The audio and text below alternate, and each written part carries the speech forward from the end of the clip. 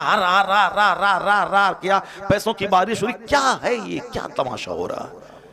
اس لیے آج اگر میرے بول دینے سے اگر سارے نعت خواہ ادب سے نعت پڑھنے لگیں تو سمجھ لیں کہ اللہ زمین کہنا نہیں آتا. جیسے وہ گجرات کا وہ بندر جو ناچتا ہے نعت کے نام پہ، اس کو عزت کہنا نہیں آتا ہے، اس کو ذلت کہنا نہیں آتا، عزت جلت کرتا ہے. اس کو سارا ہندوستانی ہیرو بنایا ہوا ہے. اس کی زبردست بائیکاٹ کرو سارے ہندوستان میں. اگر اسی کو بولانا ہے تو پھر دوسرے دن تم قوالوں کو بلاؤ گے، ہارمونیم اور طبلہ والے کو بلاؤ گے. اس جو بھی مکسچر مشین والا ہے خبردار کبھی اس نعت خواہ کو مت بلاؤ. بائیکاٹ، مکسچر والا، مشین والا، ایکو والا، کبھی اس کو نہیں بلایا جائے. سمپل ڈھنگ سے جو نعت پڑھتا، ابھی نعت پڑھی انہوں نے، کتنی اچھی نعت پڑھی انہوں نے، ماشاءاللہ سبحان اللہ. ہمارے ہندوستان کا ایک بہت پرانا مشہور نعت خواہ ہے اسد اقبال. اب وہ کہاں ناچتا ہے، کہاں صاحب وہ مشین رکھتا ہے، پیر سے ایسے ایسے دباتا ہے، کہاں دباتا ہے اس نے. اب آج 35 سال سے نعت پڑھ رہا ہے، اچھی نعت پڑھ رہا ہے، آواز ویسی ہے. تو اب قاعدے سے ہاں وہ اچھی آواز بھی صحیح ہو، مگر نعت خوانی جلسے میں غالب نہیں آنی چاہیے. جیسے ہمارے بزرگان دین کے زمانے میں ہوتی تھی، علامہ ارشد صاحب کے زمانے میں ہوتی تھی. ایک نعت خواہ آیا، 5 اشعار پڑھا، بس چلو باقی اب دین سکھا رہے ہیں، قرآن حدیث کی باتیں ہو رہی. اب تو دین کی باتیں دب گئی، اب نعت خوانی سامنے آ گئی. یہ اگر اچھی نعت بھی پڑھے بندہ تو بھی سیرت کے جلسے میں اس بات کا خیال رہے کہ نعت خوانی 10% ہو، تقریر 90% ہونی چاہیے.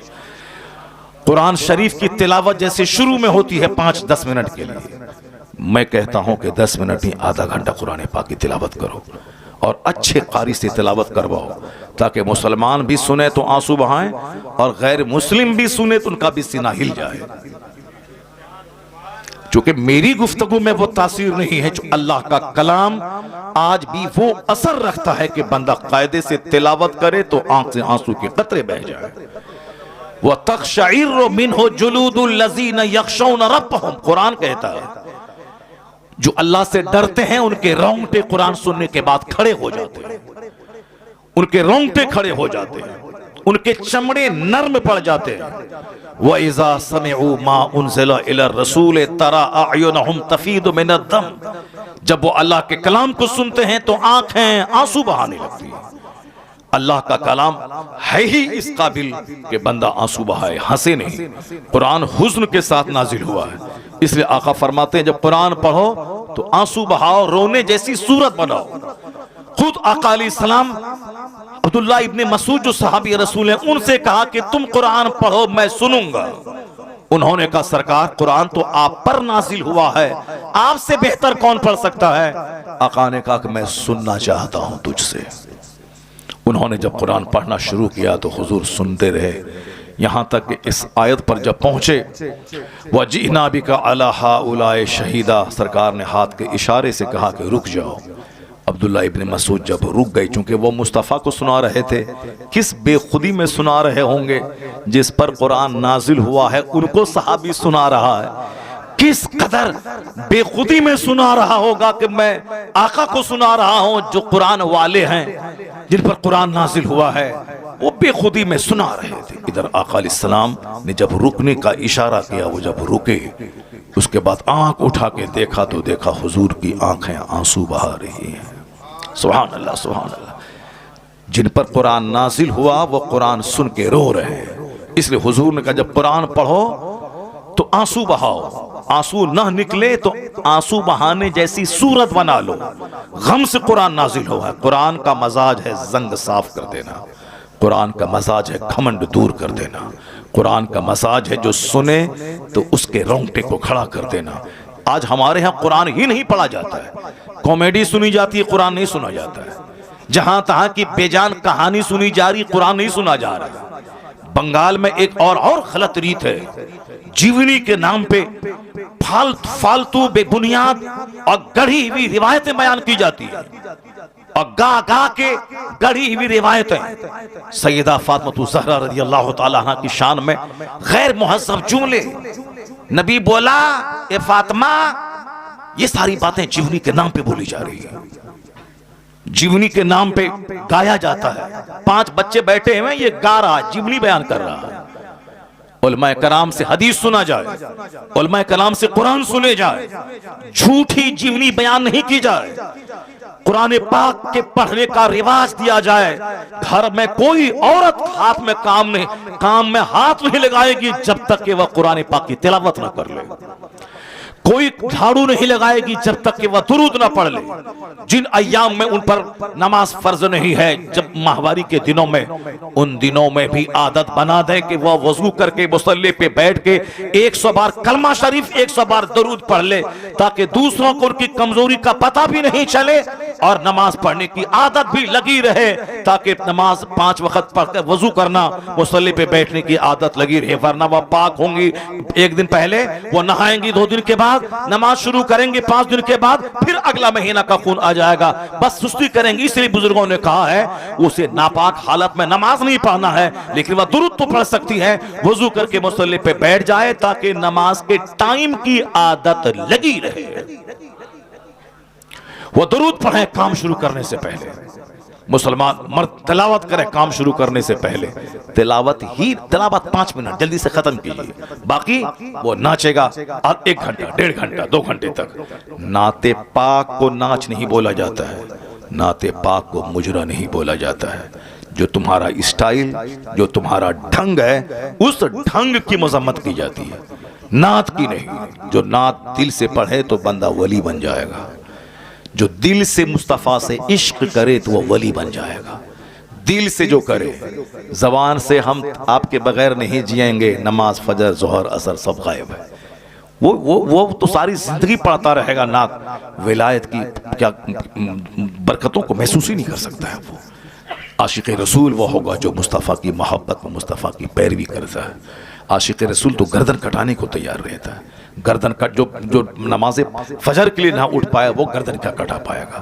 بس صرف 2 پیسہ کمانے کے لیے یہ سارے نام لیے جاتے ہیں۔ اعلیٰ حضرت کے سامنے ایک شخص آیا، کہا حضور میں نے نعت لکھی ہے، اس نعت کے اشعار میں جب دیکھا میں آپ کے لیے تڑپ رہا ہوں حضور، آپ کی جدائی میں بے چین ہوں۔ اعلیٰ حضرت نے کیا کہا؟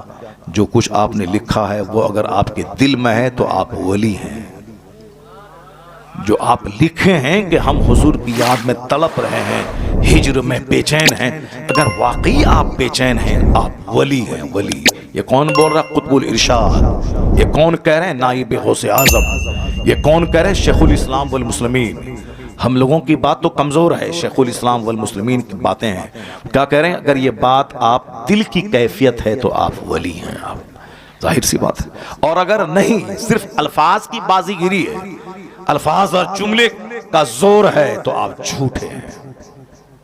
اگر وہ بات آپ کے دل میں ہے نہیں کہ میں تڑپ رہا ہوں، اور الفاظ میں لکھ رہے ہیں کہ میں تڑپ رہا ہوں، تو آپ جھوٹ بول رہے ہیں، اور جھوٹ میں کوئی اثر نہیں، کوئی تاثیر نہیں، کوئی برکت نہیں۔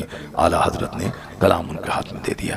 اب آپ بتائیں کہ یہ ہے۔ اور آج کل یہ کہتے ہیں نعت پڑھنے کو مجرا کہہ دیا آپ نے، نعت کو گویہ، نعت پڑھنے والے کو گویہ کہہ دیا۔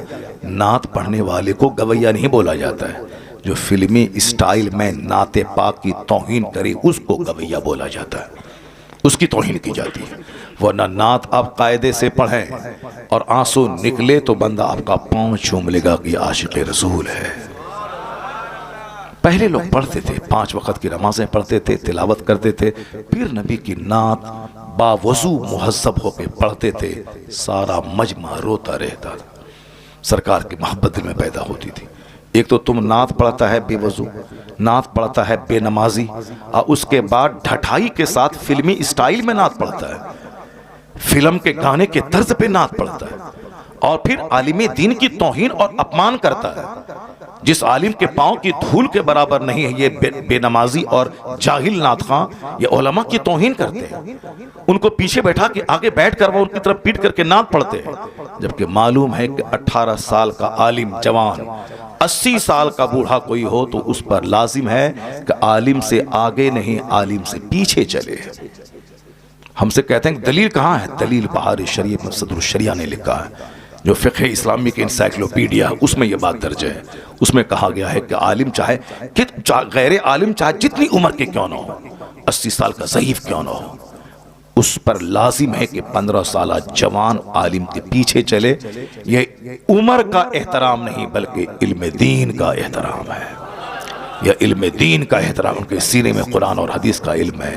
جیسی کی تیسی کر ڈالی تم لوگوں نے جلسے کی، اور اس کے بعد آج کوئی ٹوک رہا ہے تو تم اس کے خلاف بول رہے ہو، اس کے خلاف چل رہے ہو.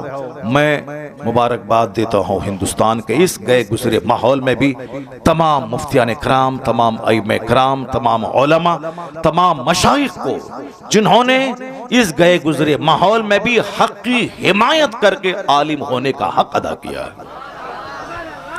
اب میں نہیں سمجھتا تھا کہ آج اس طرح کے حق کی حمایت کرنے والے گاؤں دیہات سے لے کے بڑے بڑے شہر تک، ہمیں افریقہ سے فون آ رہے ہیں، مکہ شریف سے فون آ رہا ہے، دبئی سے فون آ رہے ہیں کہ حضرت آپ کو مبارکباد دی، آپ نے جرأت تو کی، آپ نے ہمت تو کی، آپ نے بولا تو صحیح. میں نے کہا شکریہ، کم سے کم آپ نے بولا تو صحیح. ہندوستان کے بڑے بڑے مفتیان کرام، اور پھر پبلک کی طرف سے فون آ رہے ہیں. ایک سیٹ گجرات کا، اس نے فون کیا. آج ایک اسلامیہ انٹر کالج کا ایک پرنسپل، اس کا فون آیا. آج پورنہ کا ایک بہت بڑا سرجن ہے ڈاکٹر خواجہ ندیم، ان کا فون آیا. یہ سارے لوگ کہتے ہیں حضرت ہم لوگوں کے دل میں جو تھا وہ آپ نے اپنی زبان سے ادا کر دی. لاکھوں لوگوں کے دل میں یہ بات تھی کہ یہ اچھا نہیں ہو رہا ہے. کیا پیسوں کی بارش ہو رہی، کیا ہے یہ، کیا تماشا ہو رہا ہے. اس لیے آج اگر میرے بول دینے سے اگر سارے نعت خواں ادب سے نعت پڑھنے لگیں تو سمجھ لیں کہ اللہ کا کروڑوں شکر اور احسان ہے کہ کم سے کم کوئی ایک بندہ گالی گلوچ سننے کے بعد حق تو بولا، جس کا اثر جھلکنے لگا ہے. اس کی صبح ہو کے ایک محفل میں تھا، وہاں ایک بہت بڑا ہندوستان کا نعت خواں، وہ صرف ایک نعت پڑھ کے بیٹھنے لگا تو میں نے کہا کہ ایک کلام اور سنا دو. کل رات دہلی میں تھا، وہاں بھی وہ ایسا نعت خواں تھا جو نعت خواں بہت مشہور ہے جھوانے میں، وہ بھی ادب کے ساتھ بیٹھ کے نعت پڑھ رہا تھا. ابھی فون آ رہا ہے دلی سے کہ حضرت اثر جھلک رہا ہے. پھر کل ایک فون آیا کہ جیسے حضور اثر جھلک رہا ہے. کم سے کم کچھ تو ہوا، فائدہ تو ہوا. جس دن ہمارا جلسہ بازاری نعت خانوں سے خالی ہو جائے، عالم دین کی بات سننے کے لیے لوگ باہر سے چل کے پنڈال بھر دیں گے، کیونکہ قرآن سے بہتر کون سی بات ہے، حدیث سے بہتر کون سا کلام ہے. یہ تو لوگوں نے ماحول خراب کیا. اللہ تبارک و تعالی ان سبوں کو بھی جو لوگ بازاری لب و لہجے میں نعت پاک کو بدنام کرتے ہیں، وہ لوگ بھی قاعدے سے مہذب ہو کے نعت پڑھنے لگیں. اللہ انہیں اچھے ڈھنگ سے نعت پڑھنے کی توفیق عطا فرمائے. چاہے 1000 اچھی نعت ہو، مگر نعت صرف 5 سے لے کے 10 منٹ بس. اس کے بعد تقریر، پھر ایک نعت، پھر تقریر، پھر ایک نعت، جیسے پہلے ہوتا تھا بزرگان دین کے زمانے میں ہوتا تھا. یہ تو اب چلا ہے کہ نہیں ہم ایک ہی بار پڑھیں گے، چاہے 1 گھنٹہ پڑھوا لو، چاہے 2 گھنٹہ پڑھوا لو، ایک ہی بار پڑھیں گے. تو ان کو آپ کہیں کہ ہم ایک ہی بار نذرانہ دیں گے، ایک بار نذرانہ دیں گے. 5000 روپے جو دے دیے تو بس، اس کے بعد 30,000 روپے پھر نہیں دیں گے. ورنہ تم ہماری محفل میں نعت پڑھنے آ رہے ہو تو میں جیسے کہوں گا ویسے تم کو نعت پڑھنا ہوگا. پیسہ میں نے دیا ہے تم کو، اور پیسہ دیا ہے تو اب جیسے میں کہوں گا ویسے کرنا ہوگا. ایک نعت پڑھو، بیٹھ کے تقریر سنو، پھر ایک تقریر کے بعد بیٹھو نعت سنو، پھر اس کے بعد نعت پڑھو، پھر تقریر سنو، پھر بیٹھو، پھر نعت پڑھو. صلاۃ و سلام پڑھے گا، دعا میں شریک ہوگا، پھر اس کے بعد یہاں سے جائے گا. اس کے بعد جو تمہاری اجرت ہے، جو مزدوری ہے، وہ تم کو دی جائے گی اور جاؤ.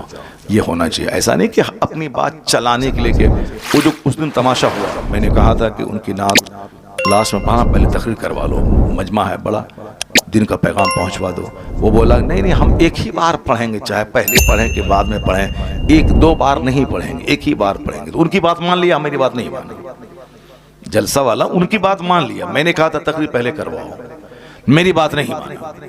انہوں نے کہا ان کی بات مان لی. ظاہر سی بات ہے، نیت جہاں خراب ہوگی تو برکتیں کہاں سے ظاہر ہوں گی. عالم دین کو